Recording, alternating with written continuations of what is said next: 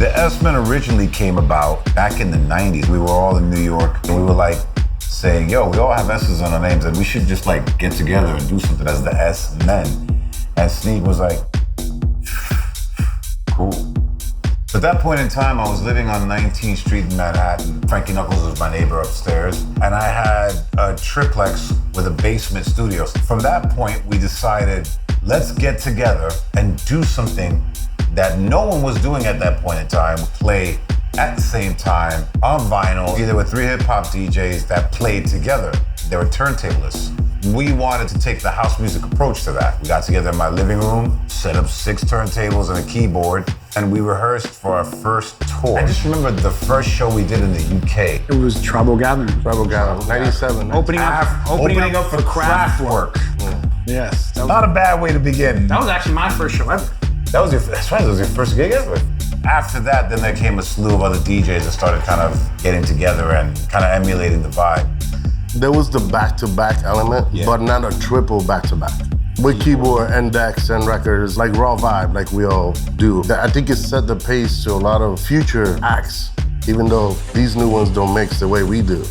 The sheer breadth of knowledge between the 3 of us when it comes to scope of different elements of music, especially when it comes to the early days of house music, you know, predating that disco, hip hop, scratch techniques. There's graffiti intermixed with all of us. There's a very urban New York meets Chi-Town vibe that has also been tempered by years of traveling to Europe. I think there's a word that people use a lot today, but I don't think it resonates as much as prior. Between all of us, there's so much culture, like for real. Now culture is like a marketing term. People use it very loosely. The culture that we have between all of us, house music, hip hop, breakdancing, the street, graffiti, rave, new wave. And we have varying degrees of age and experience, but combined, the narrative really comes together for a true love of music. And we're bringing a sense of structured chaos in a way because we're actually DJing. You know, we come from the age of vinyl and turntablism and DJing in its roots, in its core. I mean, Roger and Sneak, between all of us, you have a lot of history of the craft. And we're bringing that craft, but with the technology of today. Initially, we started off with 2 mixers, 6 turntables, and a keyboard, strictly vinyl at that point in time. The way that the systems were done in the past, we didn't have the monitoring and audition capacity that we have now. 2 of us having to share headphones on one mixer, and then the other person had the other mixer where they were doing their thing. Now we have 2 mixers, but one feeds into the other one, and we each have individual monitoring capacity. That's right. That makes it flexible and allows us to really truly be in sync with what we're doing. We're bringing in the signal through the aux channel on the tour mixer, and that's Sneak signal. And we are able to really balance things out very effectively that way. What we're doing with the screen predominantly is to get a real sense of, specifically when Junior and I are going back to back, to see where everything is tempo-wise, which is important, be able to see the breaks that are coming, so we kind of have signals that we give each other when we could pull stuff off. And then Sneak can kind of take cues from that and ride over that. But for us, it's a much more of a visual tool to just see how things are lining up. And for me, it's more like, okay, there's a break coming down the road. It's not just having to look over and look at the CDJ. I can look up at the screen and go, this is what's coming. I think at any given moment, we'll have 5, maybe even up to 6 elements. But the way they're layered is one might be a snare roll, one might be an effect, one might be an acapella, one might be the track.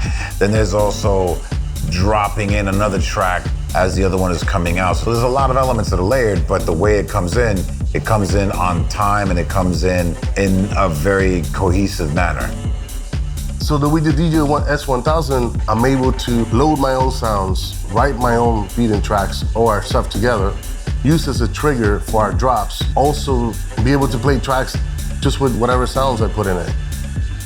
It's self-explanatory, man, and once you get in it and you start tweaking it, you really find the things that you want to use for whatever it is that you're doing or creating with. Drums in one color, pads and other stuff in another color, just different patterns. You just hit it all together at once, so just like you roll with it. It's really good, man. Not just like putting in samples and tapping it, I'm actually writing whole tracks on it. If you have 2 in a mixer, you could just be loading your tracks going live with it. It's a great live tool to incorporate what we're doing.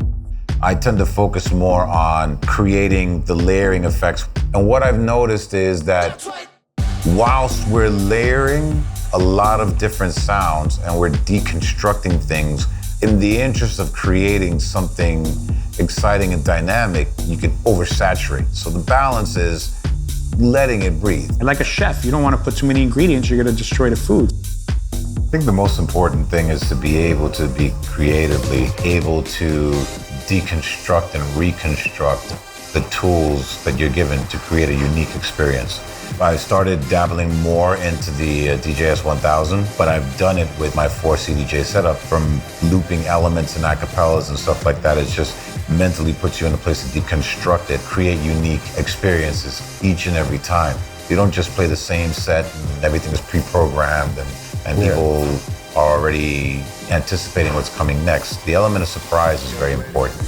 So with Smen, we're working on an album, a full length, our first full body of work. Our single, Who We Are, as the Smen, has just come out on Defected Records. And we believe we got together, what, last year in Ibiza? Last summer. Last summertime. And then we said, you know what?